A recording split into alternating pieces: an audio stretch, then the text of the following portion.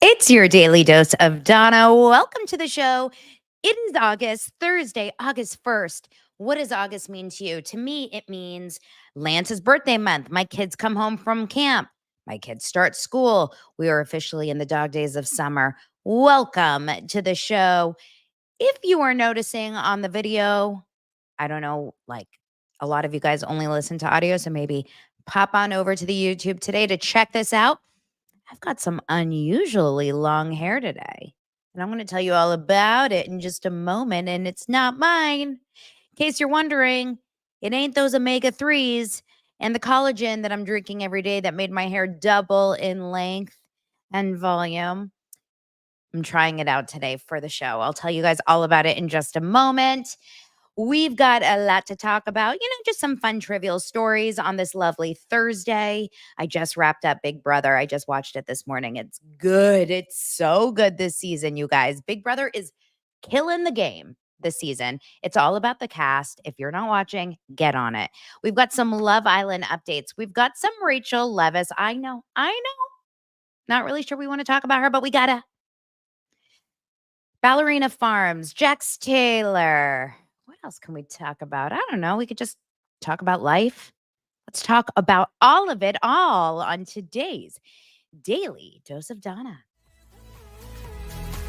Can you imagine?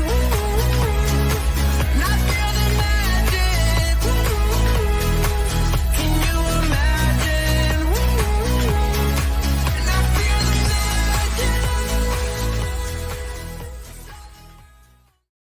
Dancing to my song today. I feel the magic. Okay, let me explain the hair before I get into anything else. So I am a sucker for one thing and one thing only, and that's the TikTok shop.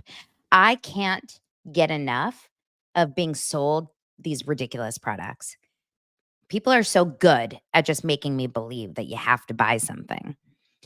There's always like certain products on the TikTok. For those of you that are not on TikTok, essentially what TikTok shop is like a way for creators to make money by promoting other people's products.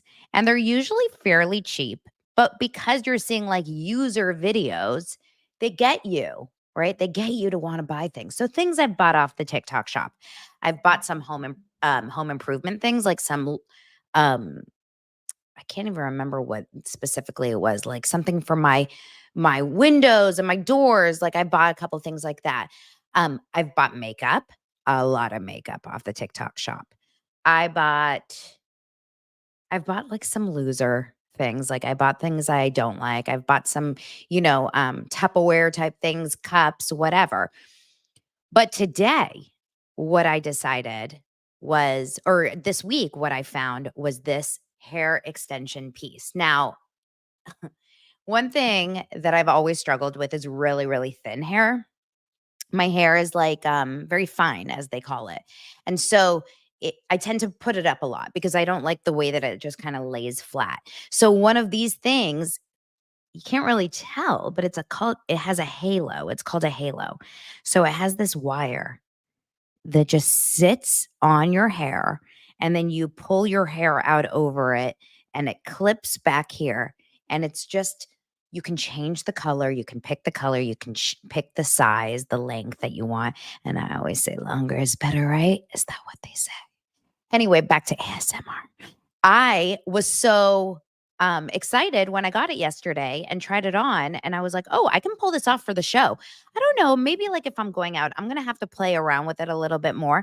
But let me just show you, like, it doesn't look that fake, does it? I mean, you guys are gonna probably tell me in the comments, like, you look ridiculous. So I'm into it and I'm trying it out for the show. And the best part about it is that it was under $50.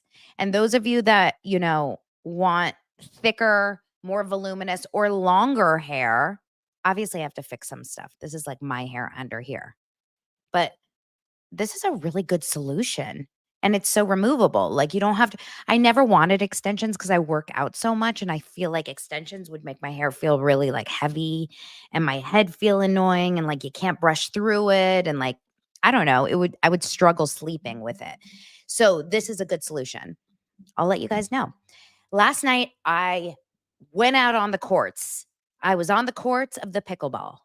The pickleball courts. Lance and I joined a couple of his friends. These are all production guys. These are guys that work on different shows. One of them I talked about on Patreon.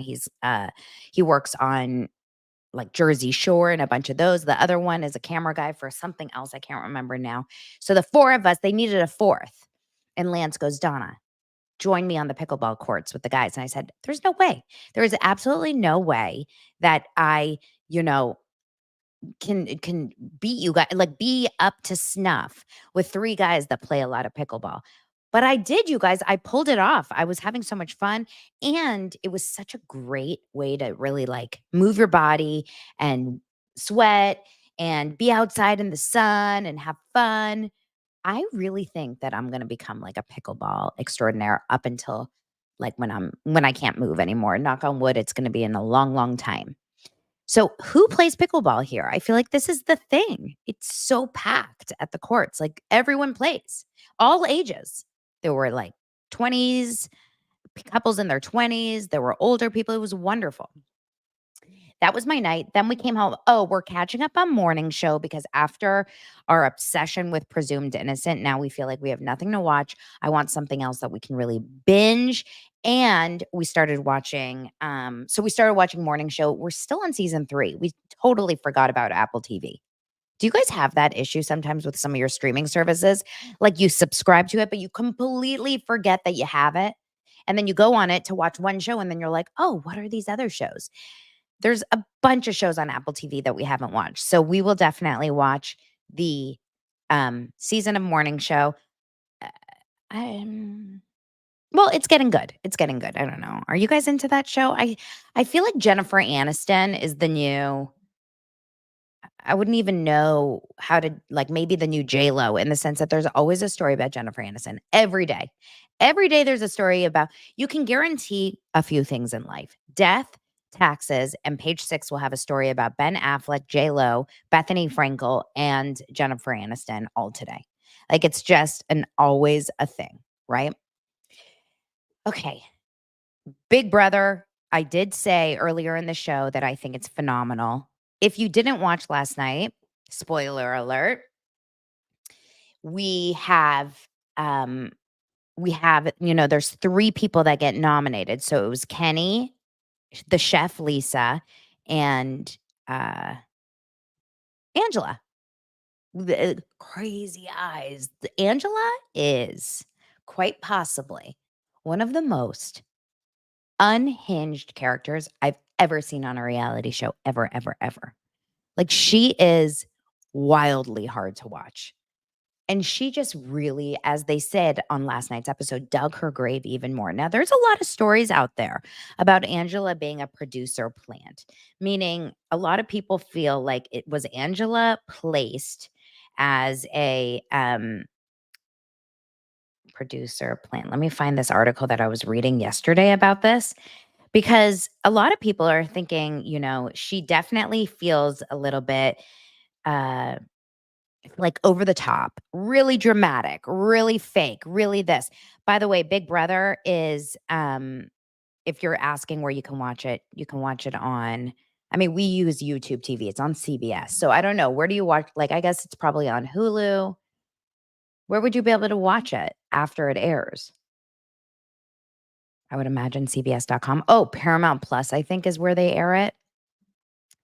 So Angela Murray's boss in real life accuses her of being a fake amid producer plant accusations. So Angela's boss denies firing her from her real estate job. On the show, Angela, she's a 50-year-old. In case you don't know who she is, she looks like this. I mean, this is a wild picture, but that basically is what she looks like. So on the show, she's a 50-year-old real estate agent, mother, and grandmother currently living in Syracuse, Utah. I had no idea there was a Syracuse, Utah. Did you? And she is facing some serious backlash due to her outbursts in the Big Brother 26 house. Paranoia about alliances, being convinced everyone's against her. Like she really went wild in her first week. She has people thinking her behavior affected her real life job. But in an interview with TMZ, Angela's boss at Utah's elite realtors, her name is Liz Sears, defends her, stating that she's playing a role on Big Brother 26 that doesn't reflect who she is in real life. Liz said she was dumbfounded by how many people don't understand that reality TV is fake. She believes that it's weird, funny, and sad that so many people wanted to attack Angela through her job. Liz added, her boss added that Angela is a huge Big Brother fan and her antics are part of her strategy. She said that in real life, Angela is sweet, kind, smart, clever, and fun. She also explained that Angela has not been fired because I guess her real estate link was kind of missing. And people are like, oh my God, she got fired since she got on Big Brother and acted crazy. Liz just said she canceled the link or disabled the link on the website because viewers were bombarding the site with bad reviews, hateful comments, and also calling incessantly. And it caused a tremendous distraction, but she has not been fired. Okay. I will tell you one thing. If anyone here has been on Big Brother, I don't know if any of you guys are in the audience, but I do know people in real life that have been on Big Brother. Big Brother is not fake, but it very much is a game show. And if you're running a game show, there's producer interventions, obviously. They set up all the the games and the HOH and the veto and this and that. They ask the questions in the confessionals. They kind of get them. I always think the confessionals feel a little bit scripted. I was like Kenny was saying, I was building my thing in the, for the veto competition. And while it was a great length, it was not up to code. Thinking to myself, like, this feels this feels very produced. And how energetic they are in their interviews. Do you ever notice that in the Big Brother house? Like they come into the confessionals, and especially Quinn. Quinn is like the king of it. Quinn is this guy who's got like this really long hair. He's kind of nerdy. And he comes in and he's like, what is he? I am like Tokyo and Angela is like Godzilla. I'm like, who talks to these people? Who what's happening? So anyway, it does feel a little bit over the top and produced in certain situations. However, I think personalities, you can play a certain strategy on any of these reality shows. But at the end of the day, you are playing yourself. And so if you go into a Big Brother house and decide to put on a show of acting completely unhinged, wild, paranoid, freaking out, like she was the epitome of white women tears in last night's episode when like she freaked out that she was going to be called racist. I mean, there was so much theatrics, so much drama around this woman. At the end of the day, no matter what, whether you're a producer, plant fake, whatever, she's not being honest with the audience about that. So the audience is, of course, going to assume that whoever she is on this reality show is who she is in real life, right? She is Angela. And so when she gets out of this house, unless she completely turns around and acts like a little bit more calm and normal, there is absolutely no way that she's going to get out of that house and people are going to be like, I think you're amazing and calm and wonderful. I'm definitely not going to be buying a house using Angela as my real estate agent. That I can tell you for sure. Mark says BB is not fake, but if you watch the live feeds, you can see how CBS creates characters and stories that fit their desired narrative. 100%. That's the editing part of it, just like Love Island.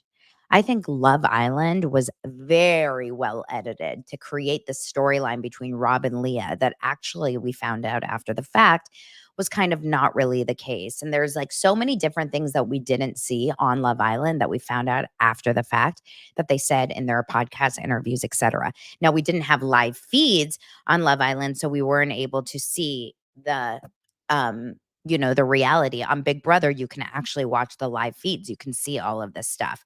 But I don't believe that there is a part of the show that doesn't, like, they need to condense a week long of content into less than 3 hours. So of course you're going to get really pronounced moments, and then when they put them in the interviews to kind of like make it even stronger. Does that make sense? But Lance has worked on Big Brother. He's worked on multiple seasons of Big Brother as a robo operator. That's they have all those robo cams in that show. And so they sit in a control room and just kind of monitor and everything. And he's never come home and said it's fake. Like, but it's produced. Does that make sense? It's not fake, but it's produced. But that's every reality show. I don't think there's one show out there that is not that to some extent. Not one. Not one. So, and thank God for it, because if we didn't get the produced side of reality TV, I think we would be so bored. I think it would be bad. I feel like it would actually be hard to watch a reality show that wasn't produced whatsoever. Even Real World season 1.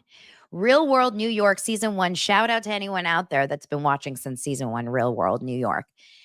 And I said this on Patreon last week. By the way, I think I'm going to release an emergency Patreon today. Emergency Patreon about all kinds of things that I know you're dying to talk about. But on Patreon this last week, and I talked about how MTV reality shows were like our Bravo. We were obsessed. But season 1 Real World MTV, while it wasn't produced in the sense that they were like setting them up for situations, they definitely did create characters from these people in the interviews. They put them in like a house together to produce this kind of toxic, fighting, dramatic situation. The only reality TV, real reality TV that there is this just real life. Literally just real life, like TikTok. And that's not even real. Okay, let's move on. If I was going to ask you guys, what is your favorite real world season ever?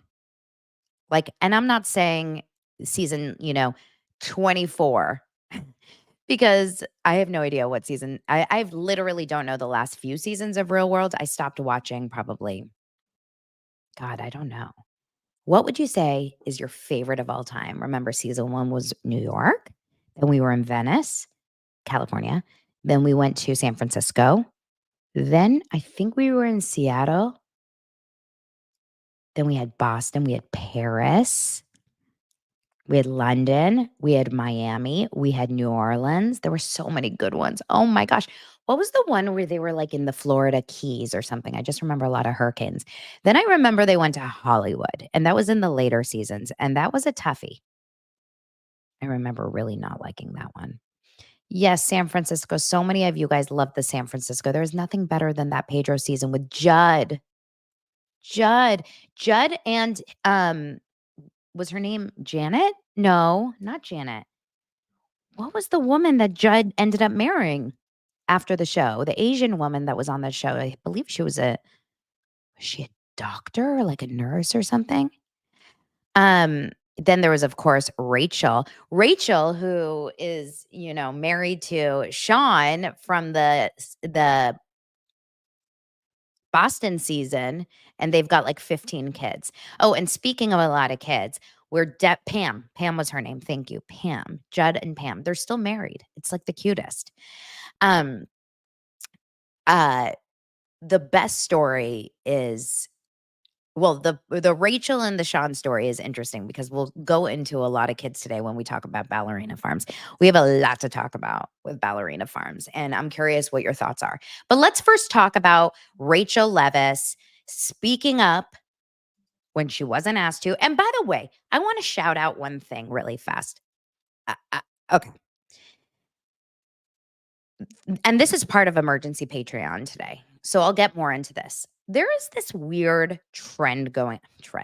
There's this weird like thing that's happening right now where I notice in comments of not just mine, but many, many, many content creators, like podcasters, YouTubers, people that are doing, multiple episodes where they're talking about real life, where they're talking about pop culture and celebrity or whatever. There are so many people out there that are really, really digging on this idea that, oh my gosh, why are you so negative? Everyone's so negative. You're so negative. You're so negative. And I didn't have it about me as much, but yesterday, in yesterday's episode on YouTube, there was a comment that was like, wow, you're so negative. And I thought to myself, okay. Number one, I don't think I'm negative about everything, but I'm sure I am negative about some of these things because we're not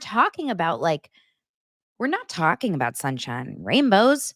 right? We're not talking about like devastated, I mean, like happy, puppies getting rescued. We're talking about reality TV. We're talking about fraud. We're talking about jail. We're talking about cheating. We're talking about stealing. We're talking about mental health. We're talking about online hate. We're talking about, breakups. Like, of course, there's going to be things that are going to come out negative. And I don't believe that you would want, I would love to do one show like opposite day where I'm just going to be on the entire Daily Dose of Donna from beginning to end is just going to be positive. Welcome to the most beautiful episode of Daily Dose of Donna, where today we're going to talk about a gorgeous woman. Her name is Rachel Leviss. She's got great hair. She has got good style. She's beautiful. She has a podcast. She's very successful. She was on a reality show. She used to date a lovely DJ named James like, fuck no, I'm going to talk. I can't even go through like 10 seconds of it.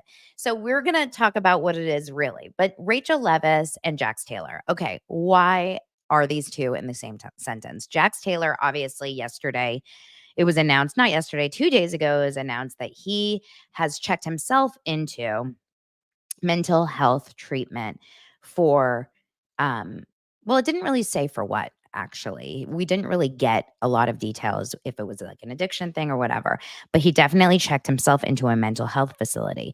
Now, here's where I struggle. Okay. And I said this yesterday that I worry, just knowing Jax Taylor. Are we talking about for himself? Are we talking about for his kid? Are we talking about, is it for Brittany? Or are we going to talk about for him? I mean, for the show. And I don't really necessarily want to say that this is tough, because if it really is an actual serious mental health issue, then absolutely a 1,000,000%, I think he is doing the right thing. I think he is being smart. This is where I give myself a little pause on it. Jax posted, when you're in a mental health facility, and you guys, I'm sure there's like a variety of them.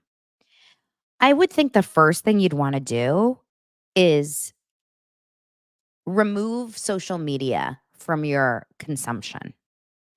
Mental health is so reliant on keeping yourself, like if you're entering yourself into treatment, you probably want to remove any triggers of, you know, something. And Lori, it was a mistake. She said this by mistake, but she said, Lori said the problem is Jax has died too much, but she meant lied. But this is just, it made me laugh. It made me laugh. I'm very negative. Welcome, Danny, new member. How are you not a member before? Okay, so so Queen says they take your phones for at least the first 3 days for any inpatient program.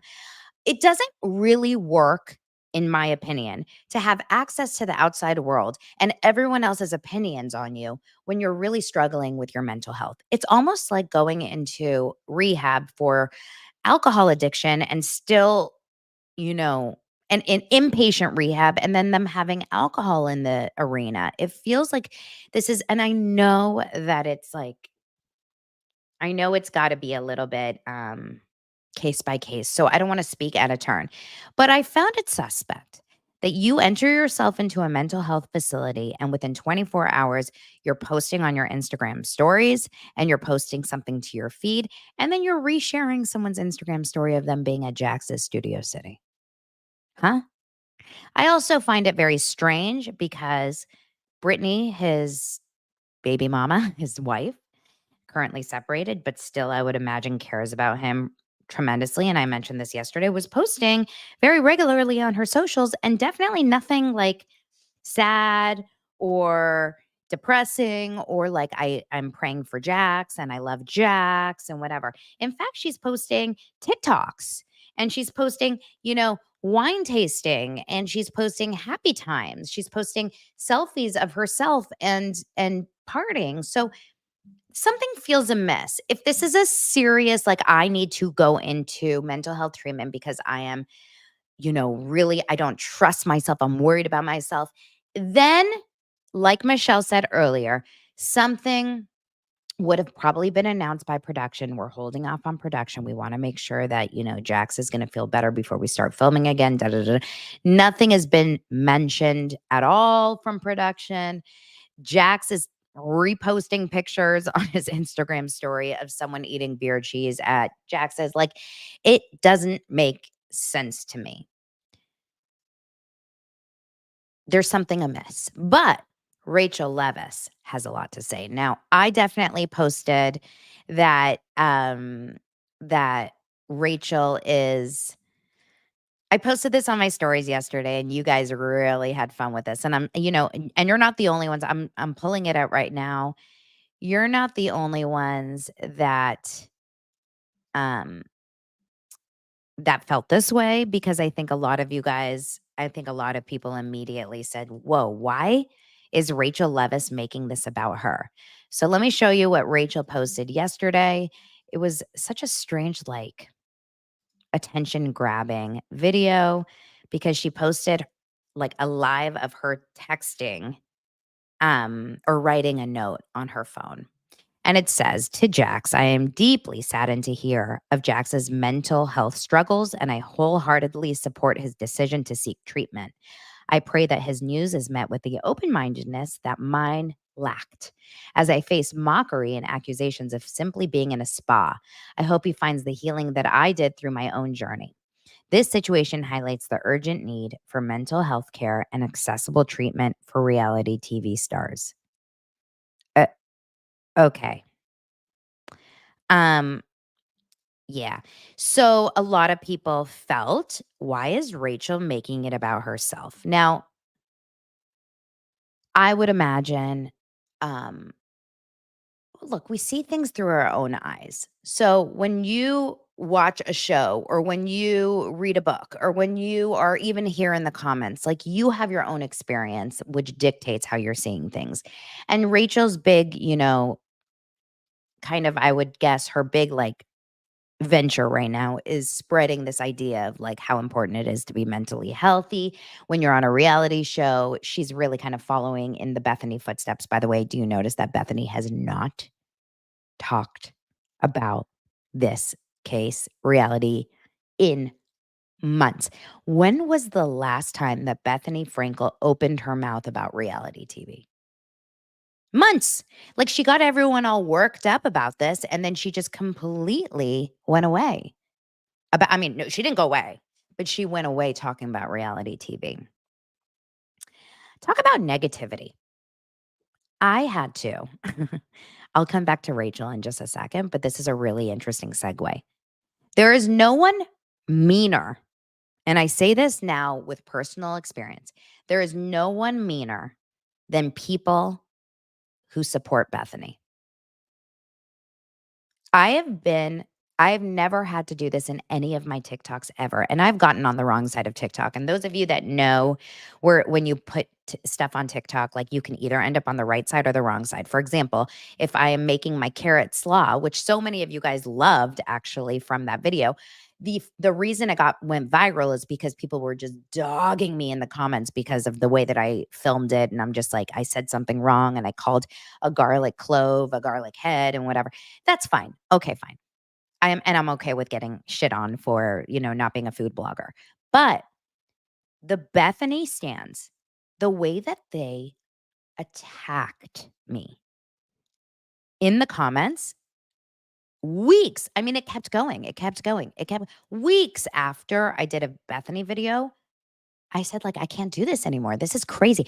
People literally came into my into my comments and they were like, "You're a loser. You're a hag. You're horrible. You're disgusting. Look at you writing."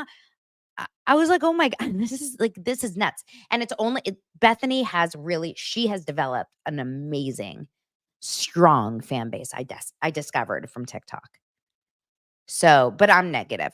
So anyway, Rachel spoke about Jax, and it was really, really uh quickly picked up as, how could she have made this about herself? In fact, on page 6, the article is titled, "Rachel Leviss faces backlash after wishing Jax Taylor a speedy recovery and treatment. This isn't about you."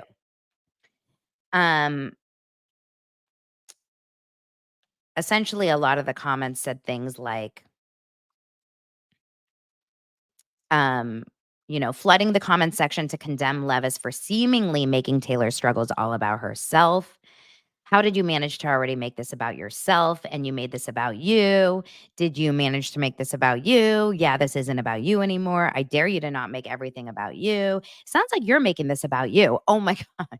That's all in one paragraph. Maybe some more treatment is needed if you felt the need to run to Instagram and make someone else's situation about yourself. How have you managed to make this about yourself? Did you learn anything at this retreat? Okay. I, I believe that she didn't mean to cause drama and like more struggles. But yeah, I mean, I think she probably feels like, oh, this is finally going to bring to light the need for mental health. And this is like the hill I'm going to die on. I don't know. I think that, in my opinion, it's my opinion. I think that Rachel is really grasping. I mean, wouldn't you? The season of Vanderpump Rules is over. Scandival, I think we've all decided, is so put to bed. Like, please, let's not talk about Scandival ever again, right? The show is on hiatus. Tom Sandoval is off doing his own cuckoo for Cocoa Puffs things. Ariana's living her best life and totally not part of this anymore. Yet the only connection is that there's still some court cases going on. Rachel has nothing else to talk about. I have not heard about people talk about her podcast. I have not heard anyone mention her name in a long time. But unfortunately, if she is under Bethany's school of thought, it's like do anything and say anything to get a little bit of traction. So it's very possible that, um, you know, that's the case. Okay, speaking of Rachel Leviss and Jax Taylor, which kind of moves into that VPR, and we're going to transition from VPR to Love Island because there's always a crossover, as we know. There already was a crossover with Ariana, but now there is even more because Katie Maloney was spotted with Love Island's Connor Newsome, that's his last name, on a date. On a date. Now, they went to on yesterday was Wednesday. So they went Tuesday night, they went to Laurel Tavern. Laurel Tavern is an awesome spot, by the way. If you guys are ever here in LA, in Studio City, it's like right by Laurel Canyon. It's right, actually, Big Brother shoots at the CBS Radford Studios, which is the CBS studios in the Valley. So it's right across the street, essentially, from CBS Radford. It's a great little spot. Good food, good drinks, fun. But she was spotted at dinner with Connor, and she is 37 and he's 28. Totally does not seem like her type. If you guys don't remember, Connor was the guy that Leah was hooking up with for a short time. He's very meatheady, nice guy. He seemed actually like a nice guy, but he definitely is like your buff. I need to make sure I'm eating a lot of protein today type of guy, if you know what I mean. They were seen at Laurel Tavern on Tuesday. The duo got a table in the corner and weren't joined by anyone else. The source notes that Katie looked amazing during the low key outing. The unexpected pairing has us thinking that Katie's co star and Love Island USA host Ariana Madix might have played matchmaker after returning from filming. Connor was eliminated from Love Island when Leah kind of broke up with him. Leah chose Miguel and Connor was left all alone. Now, I would say, in my opinion, this is perfect for Katie. I think that I would love to see Katie with someone that is totally not like her. Like this, workout enthusiast, all American guy like a Connor. So unlike Tom Schwartz and Satchel. Do you guys remember Satchel? Ooh, can we go back to Satchel days? Satchel was Katie's date. She brought him out on a couple dates on season 10 of VPR, right before Scandival was discovered. That Satchel man. Let's find a picture of Satchel. Satchel, I'm just going to Google Satchel VPR. Yeah, okay, we found him. He's on Instagram. Okay, let's pull up Satchel. He's public, meaning he's okay with us watching. This is Satchel. So she was on a date with him, dated him for a bit. That tracks more for Katie. And then she was on Connor. Then she was on a date with this guy. I mean, that's a cutie. Connor wasn't necessarily my type on the show, but he is actually pretty cute. Don't you guys think? I love this comment. Weird way to propose. It's just, look how cute he is. Is that his mom? It's his mom. Oh, I'm into. Oh, guys. Is Andrew Dominguez in the comments? Because I feel like we found him a new lover. I don't see Andrew here, and I'm not okay with it. It's okay. I'll pass him over to someone else. Now, someone says looks like Tom 2.0. I do not believe that that he looks like Tom Schwartz. Tom Schwartz has never worked out one day in his life. Does he work out? Do you think Tom Schwartz can lift a 5-pound weight? Now, Katie Maloney, good for her. Let's see if that is something that continues. We also have another Love Island update, Kaylor. Kaylor and Aaron. Now, if you guys don't remember Kaylor, I'm just going to say one thing, and that's fuck Aaron. Fuck Aaron. Casa. The way she said casa. Casa. Kaylor finally has watched the Casa episodes. Now, I did speak about the fact that Kaylor and Aaron were hanging out a lot together after they left the villa. They were doing press together. They were at Universal Studios. They were doing all kinds of hand motions at Chipotle. And then he finally went back home. And now they were yesterday admitting when they were on the BFFs podcast, that's Dave Portnoy's podcast from Barstool Sports. By the way, totally strange, but that show, they managed to nail some pretty good interviews. I mean, Dave Portnoy and Barstool, it's a huge brand. But they nail some pretty big interviews, and I actually started like listening once in a while to BFFs, and I find it enjoyable. They were on the BFFs podcast, and in their first joint interview since leaving the villa, they both talked about how it felt to watch the show back, because now she's watched the Casa episodes. And if you don't remember, Kaylor and Aaron were together. She was like obsessed. I love you. Like, you're the one. He went off to Casa, and he totally, like in 5 seconds, started hooking up with this other girl, Daniela. And he was being all lovey-dovey with her and making her breakfast and whatever, and then came back to Kaylor and admitted that he did hook up with her, but he really just wanted to be with Kaylor. And he wasn't very honest about all the things that they did when they were over in Casa. So now Aaron says he watched from the beginning of Casa through movie night and shared some major regrets about not staying fully faithful to Kaylor. He said, I was literally watching it like, who is this guy who can't close his mouth? I just want to jump through the screen and punch him in the face. He's such an idiot. And he was talking about Kendall. Just kidding.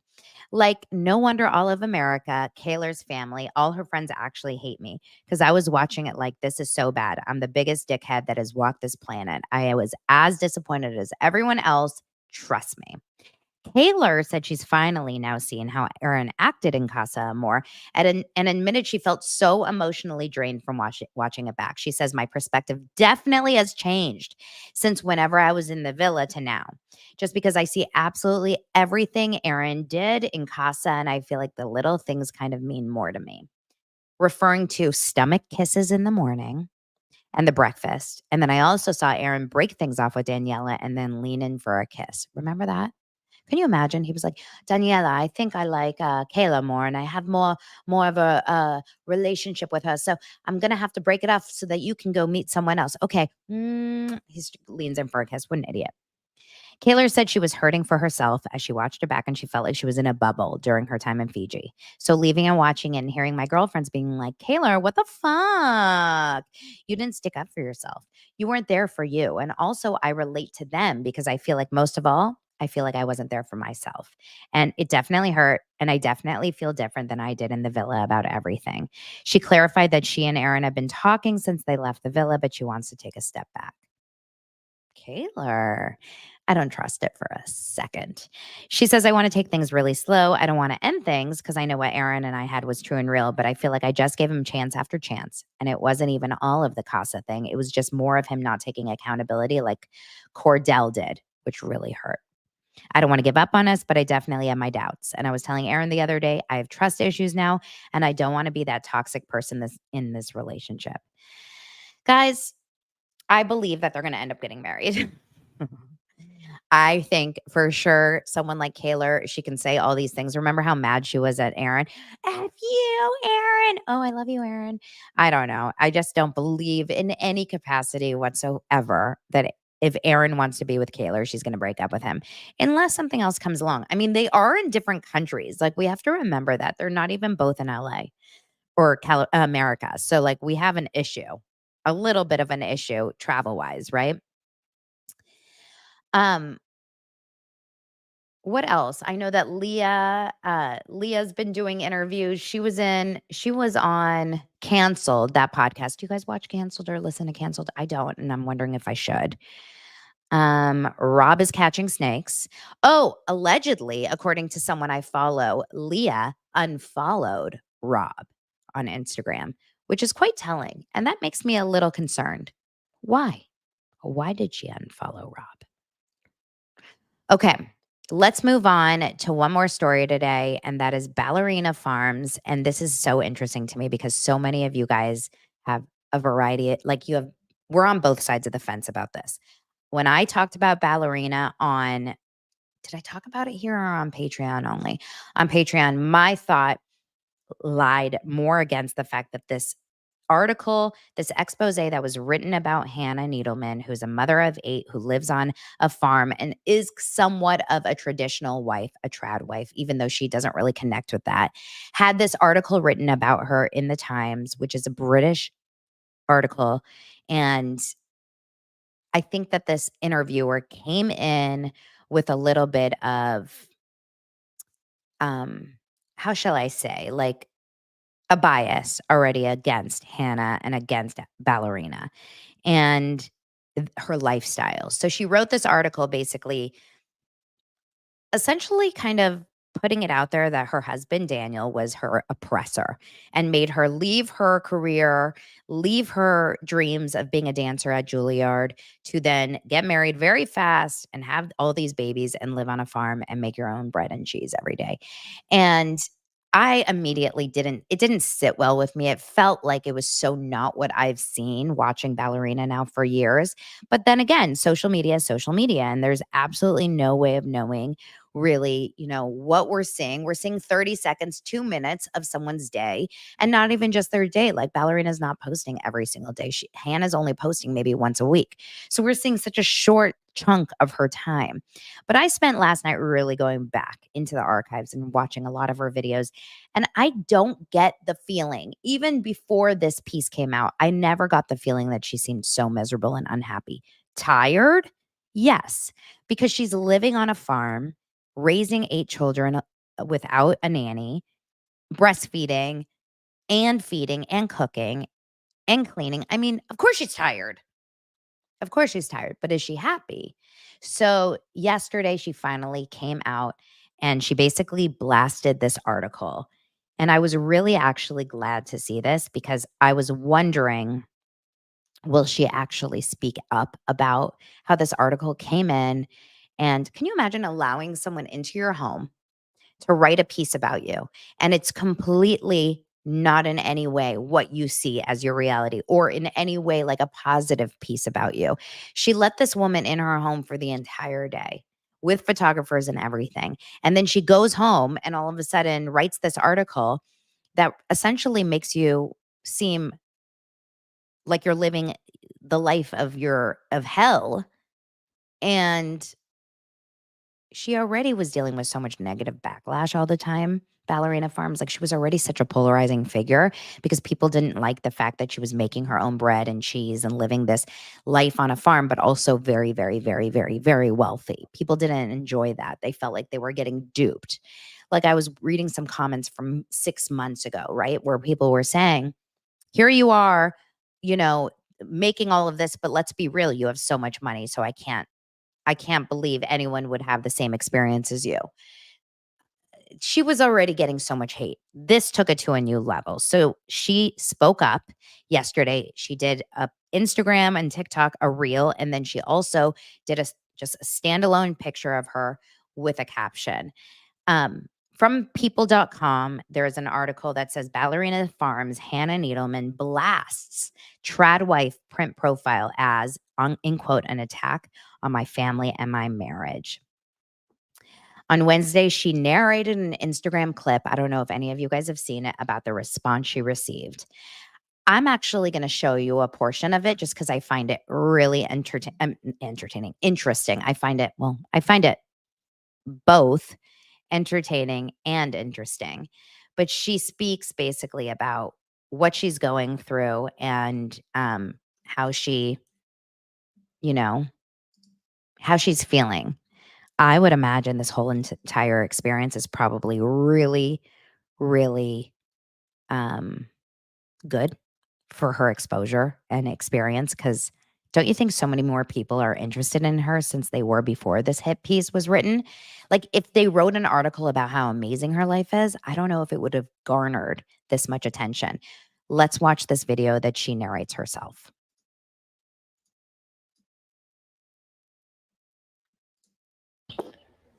A couple of weeks ago, we had a reporter come into our home to learn more about our family and business. We thought the interview went really well, very similar to the dozens of interviews we had done in recent memory.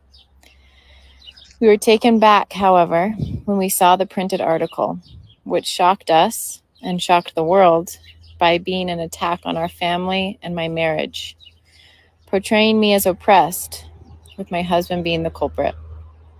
This couldn't be further from the truth. Nothing we said in the interview implied this conclusion, which leads me to believe the angle taken was predetermined. For Daniel and I, our priority in life is God and family. Everything else comes second. The greatest day of my life was when Daniel and I were married 13 years ago. Together, we have built a business from scratch. We've brought 8 children into this world and have prioritized our marriage all along the way. We are co-parents, co-CEOs, co-diaper changers, kitchen cleaners, and decision makers. We are one. And I love him more today than I did 13 years ago. We have many dreams still to accomplish. We aren't done having babies. We are excited for our new farm store to open, and I can't wait to see what the future holds for the rest of it. But for now, I'm doing what I love most, being a mother, wife, a businesswoman, a farmer, a lover of a I couple of think weeks that ago. I think that the video cut off probably. I'm assuming on TikTok it's longer. But I watched that video last night and I really started to go into this kind of like spiral in my own head about how online commentary can affect so much of your happiness. She's clearly she's a strong woman and I believe that she's making like she's so successful. This is a woman that was in pageants. Like if you guys have done a deep dive on Ballerina, the video, she had a baby and 2 weeks later she was on a stage in a pageant. She won Miss American 2023, 2 weeks after having a baby. Like she's killing the game. She's she seems like a really, really awesome woman who has her head on straight and she has a really big work ethic and she knows what she's doing and she seems like a really good mom. I mean, I'm sure it's got to be so hard with so many kids around you, constantly needing your attention, constantly wanting a snack. I mean, they're still kids, right? But what I would do between us, what I would do to be able to like live a life that I never introduced my kids to, just like iPads and screens and phones and TikTok, right? where they were interested in helping me out in the kitchen from morning until night, where they were going out and like helping dad collect the eggs and stuff. I'm so jealous of that. It's not for me, but I'm so jealous of raising children in such a different way than we raise them, like in city life here in LA, etc. I think this woman has her head together. She knows exactly what she's doing. I think she is an incredible businesswoman, how she created this huge brand out of Ballerina Farms. She has 10 million followers on Instagram, probably more on TikTok, also on YouTube. Now they're selling their flour, they're selling they're going to be a milk dairy. I'm imagining probably more. They're like the Chip and Joanna Gaines of farming. And to me, I hate that everyone is taking their own experience of maybe feeling like their lives were, you know, I don't know, maybe it's like feeling a little bit of projection, like it's my life was cut short because my husband didn't want me to work, or my kids came along and I wasn't able to do anything. She must be oppressed. She must be the one that's struggling. She must be. I am so like heavily into why, as human beings, and I do it too, right? We're all just watching these people's lives. On TikTok, it's so easy to make assumptions of who people are and what their lives are like. We do it all the time. I'm not in the comments like shouting it out and yelling at people and calling them horrible names, but I talk about it every day. This is my job, is to talk about it. Really, seriously, my career is based on talking about figures that we're watching online and on TV. And so it's just like it's all such an interesting microcosm of like what really matters at the end of the day. You will always have someone that dislikes you. You will always have someone that thinks that you are not who you say you are. You will always have someone that thinks that you're lying or that you're a fake and you're a horrible person because of the way that you pray, because of the way that you eat, because of the way that you vote, because of where your family is from, because of your religion, because of all these things. And they're creating stories. And when I say they, I mean like just in general, like the commenters, especially when you have accounts like this, these big accounts, 10 million followers. Every reel she posts, every single one gets at least 10 to 15 million views. Like fast. She has so many eyes on her. Like, what is this? What is the effects down the line? Like, how are these kids going to grow up? What is going to happen to her? How can you, as Ballerina Farms, as Hannah, finally be vulnerable enough to allow someone into your house and watch and see and just like talk to you openly? And she probably was feeding and showing house, I mean, the cows and the dairy farm, or whatever. And then they go and bite you in the ass like this and just create so much fuel to the fire. It's just like, at what point is enough enough? I don't know. We'll talk about all of it and more on my emergency Patreon. No, I seriously want to talk about my emergency page. I really want to do a Patreon because I want to talk about, you guys are not leaving me alone in the DMs and on the comments here about what I think about the Jeff and Heather situation, the updates, right? We also, I think we should talk a little bit more about the online space and the negativity. Like, why is it okay as a commenter to be negative? Why can't you accept that the person has a negative comment, right? Why is your opinion okay? And then like the Candace Cameron, right? Candace Cameron Bure spoke out about what she deemed as a really woke opening ceremony. I don't care if you agree with her or not. I mean, I didn't watch most of the opening ceremony, so I didn't even see this part. But I do know that I went to F45 the next morning here in the Valley. I went to F45 and I asked my trainer, like, hey, how are you? It was Saturday morning. Hey, how are you? And he's like, okay, except I'm boycotting the Olympics. I said, boycotting the Olympics? Why? I had not seen anything about it. And he said, because of the way that they mocked the Last Supper. And I didn't know anything about anything. But the point is, why can't anyone have an opinion? Why is it only your opinion that really matters? Why, if someone has an opinion that's against yours, why is that not allowed?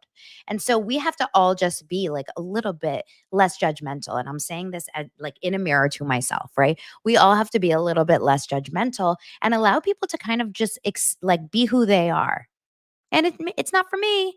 Like, it's definitely not for me to um be a trad wife. I don't think I could do a life like that. But I find it to be like so cool. And I'm like I'm looking at it from like almost like a sociological way. Like it's so cool that we can all have different opinions and live different lives.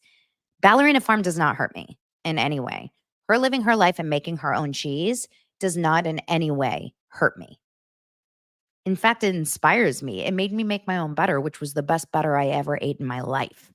In my life, you know? I love being able to watch content and watch people online who completely have different opinions than me and be okay, like, and sit through it and like sit through the discomfort. I follow so many different people online, so many different religions, so many different politics, so many different opinions. I'm going to shout out my friend Zach Peter. He has a podcast called Disaster Dating with his friend Jeff Epstein, different Epstein, different Jeff Epstein. And he released a podcast this week that I watched yesterday on YouTube and I couldn't stop. Like I was so invested in this episode because they're having a disagreement and it's a roller coaster of an episode. I highly recommend everyone to go and find it on YouTube. They're having a disagreement, a personal disagreement about the way that one of them treated the other one. Okay. They're both unhappy with each other and they're both incredibly misunderstood. Like one person feels one way and the other person feels the other way. And it's like they're not able to see each other's sides. And yet you can have this conversation, and they do have this conversation. And it's interesting because you're a fly on the wall watching it with their, cameras filming them.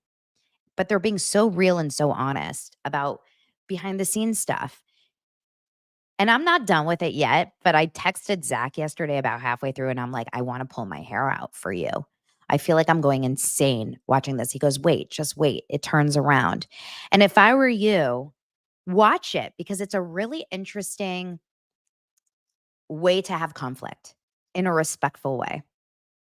Right? I love that. I love that. So if you guys have conflict with me, that's fine. Just be respectful about it, I guess. I love you guys so much. Thank you for being here and sitting through that rant and a half. That was like a Patreon right there. We can talk about a lot of other stuff though later. And I will see you guys mañana. My hair, it held up. It held up. I'm going to post a TikTok and I'll give you guys the link if you're interested in buying it. $55. That's after taxes and shipping. $55. Check it out. All right. I hope you guys have a great day. I'm going to go milk my cows. Bye.